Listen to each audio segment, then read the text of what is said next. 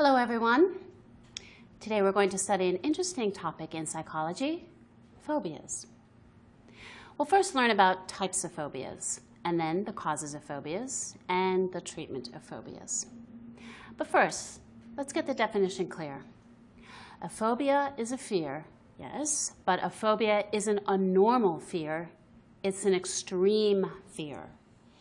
It's basically a very strong, very focused fear. There are two main kinds of phobias.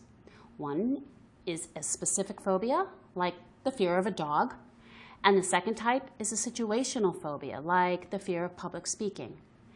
An important thing to remember, we all have some fears, that's natural, but a phobia is much stronger. Okay.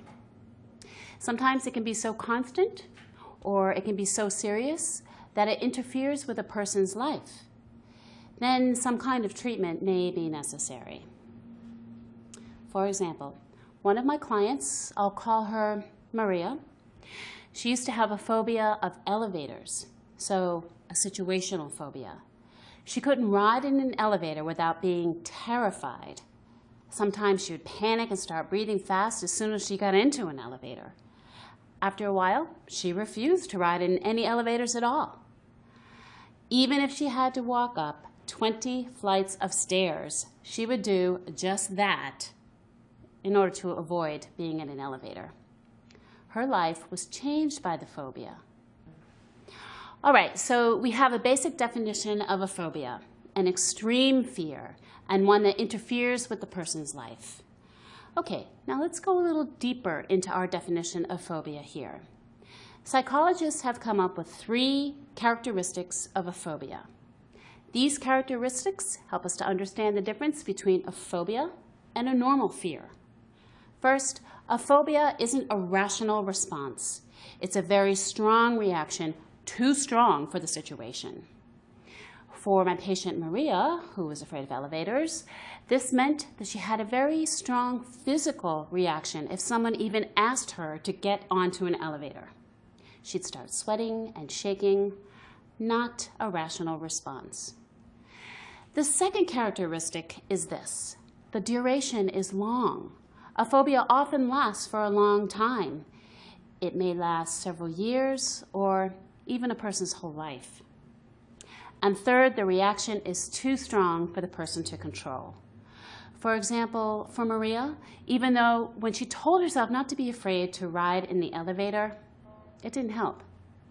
She still felt very scared no matter what she did. Her fear was uncontrollable. Okay, so those are the 3 characteristics of a phobia. It's an irrational response, it's long-lasting, and it's uncontrollable. Now let's spend a minute going over some types of common phobias. It's important to understand that phobias are classified by the thing or situation that the person fears. Greek or Latin names are usually used to describe the fear. So here are some examples. Hypno, H-Y-P-N-O, means sleep. So fear of sleep is hypnophobia. Cyno, C-Y-N-O, means dog. So a fear of dogs is cynophobia. Maria's phobia is known as claustrophobia, a fear of being in closed places. That's C-L-A-U-S-T-R-O, a very common phobia, I might add. Now to the causes of phobias. One theory is that a phobia is learned. This means that something happens that causes somebody to feel afraid. For example, someone could have learned to be afraid of dogs if he were attacked and injured by a dog as a child.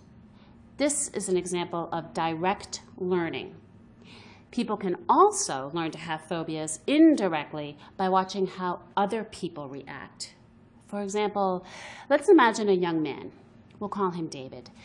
David's mother had always been afraid of dogs. Whenever David and his mother were together and they saw a dog, his mother would get very scared, even panicked.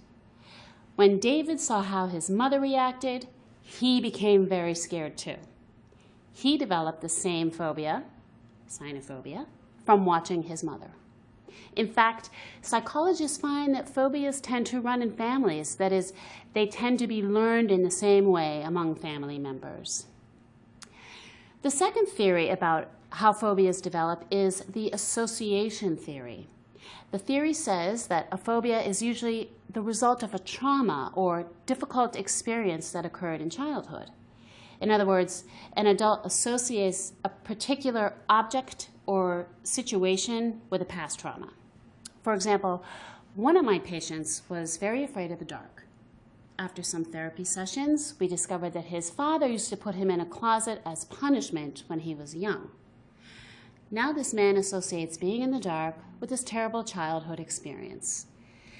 So those are the two theories. One, that a phobia can be learned, and two, that a phobia is caused by an association with an unpleasant memory or event from our past.